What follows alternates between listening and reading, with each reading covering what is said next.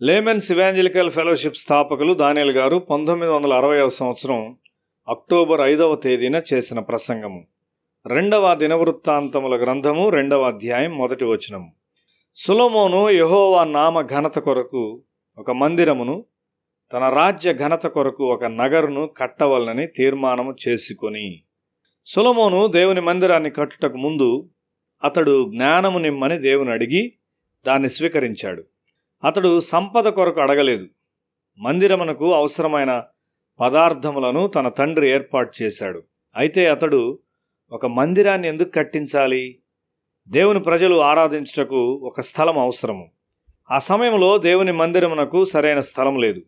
ఐగుప్తు నుండి వారు ప్రయాణం చేయుచున్నప్పుడు ప్రత్యక్ష గుడారమును వారితో తీసుకుని వెళ్ళుచున్నారు. అది 2 భాగములను కలిగి ఉన్నది. అతి పరిశుద్ధ స్థలము మరియు పరిశుద్ధ స్థలము. అతి పరిశుద్ధ స్థలములో నిబంధన మందసం ఉన్నది.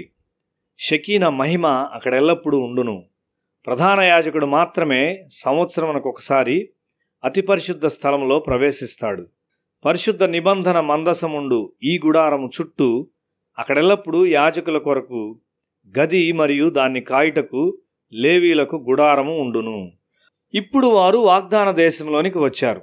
దేశము వారి స్వంతమైంది గనుక వారు నిబంధన మందసమును మోయవలసిన అవసరం లేదు. వారు దాని కొరకు ఒక స్థిరమైన స్థలాన్ని కట్టాలని కోరారు. జ్ఞానము కొరకు దేవుణ్ణి అడిగిన సొలొమోను దాన్ని కట్టుట ప్రారంభించాడు. వారు 3000 తులాల బంగారము, 7000 తులాల శుద్ధి చేయబడిన వెండి, ఇత్తడి మరియు కొలవలేనంతగా ఇనుము కలిగి ఉన్నారు. దాన్ని కట్టుటకు అక్కడ ఒక ప్రతిష్ఠించబడిన స్థలం ఉన్నది. దావీదు దాన్ని నియమించాడు. 2వ దినవృత్తాంతముల గ్రంథము 3వ అధ్యాయం 1వ వచనము. తరువాత సొలొమోను యెరూషలేములో తన తండ్రి అయిన దావీదునకు యెహోవా ప్రత్యక్షమైనప్పుడు మోరియా పర్వతమందు దావీదు సిద్ధపరిచిన స్థలమున యెబూసీయుడైన బర్నాను కళ్ళమందు దావీదు ఏర్పరిచిన స్థలమున యెహోవాకు ఒక మందిరము కట్టనారంభించెను. ఈ స్థలములో దావీదు ఒక దూతను ఎదుర్కొన్నాడు. దూత అతనితో మాట్లాడాడు. దావీదు పాపం చేశాడు కాబట్టి దూత ఒక శాప వచనాన్ని తీసుకుని వచ్చాడు. దావీదు యొక్క పాపాన్ని బట్టి సంభవించిన తెగుల్లో 70,000 మంది ప్రజలు చనిపోయారు. ఆ స్థలములో మరణం ఆగిపోవునట్లు దేవుడు ఆజ్ఞాపించాడు. దూత ఖడ్గమును వరలో పెట్టాడు. ఇక్కడ తెగులు నిలిపివేయబడింది. ఈ స్థలము పరిశుద్ధమైనది. యెరూషలేము 4 కొండల మీద కట్టబడింది. ఇది ఆ కొండల్లో ఒకటిగా ఉన్నది. 1000 సంవత్సరముల ముందు ఈ స్థలములో ఒక బలి అర్పణగా బలిపీఠం మీద ఇస్సాకు అబ్రహాముచే పెట్టబడ్డాడు. ఆ విధంగా అది ఒక ప్రతిష్ఠించబడిన స్థలము. దేవుడు సొలొమోనుకు తగిన సహాయకుల్నిచ్చాడు. తూరు రాజైన హీరాము దావీదు యొక్క స్నేహితుడు కాబట్టి అతనికి సహాయం చేశాడు. ఇప్పుడు చాలినంత బంగారము, వెండి, చెక్క, ఇనుము మరియు ఇత్తడి ఉన్నవి. పరిపాలనలో దేశంలో సమాధానం ఉన్నది. సౌలు పరిపాలనలో దేశంలో గొప్ప గందరగోళం ఉన్నది.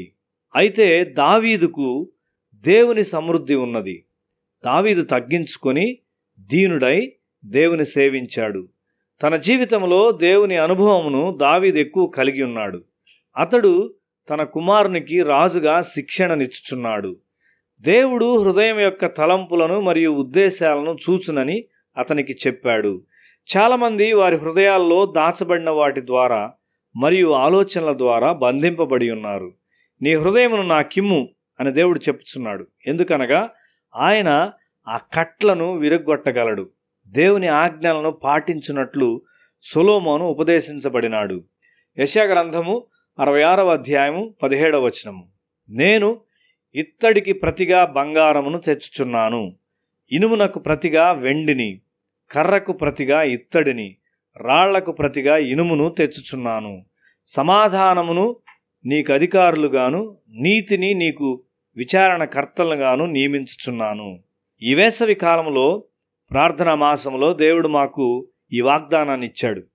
ఒక విధముగా మార్పు చెందిన ప్రజలు ఆ బంగారంగా ఉన్నారు. ప్రతిష్ఠించుకొనిన పనివారు లేకుండా ఒక పెద్ద స్థలముగా ఉండుట ఉపయోగమేమి?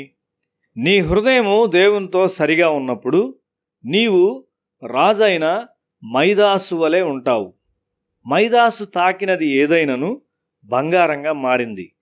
నీ విషయంలో నీవు ఎవరిని తాకినా దేవుని కొరకు చాలా ఉపయోగపడు వ్యక్తిగా అతడు మారును. ఆ విధముగా మనము లెక్కించలేని సంపదను కలిగి ఉంటాము. దేవుని పనిలో ఇది నిజమైన సంపద. సొలొమోను మందిరం విలువ నీకు తెలుసా? అది చాలా వందల కోట్ల రూపాయలు. అయితే నీవు దేవుని కొరకు ఒక గొప్ప సంపదగా ఉన్నావని గుర్తుంచుకో. సొలొమోను మందిరమును కట్టించాడు. దేవుని మందసము లోపలికి తీసుకుని రాబడింది. ఆ దినమున అక్కడ గొప్ప సంగీతము మరియు ఆనందం ఉన్నది. దేవుని కృప నిత్యముండును అని వారు పాడారు. అప్పుడు షకీనా మహిమ యొక్క పరలోక మేఘము దేవుని సన్నిధిని తెలుపుచు లోపల ప్రవేశించింది.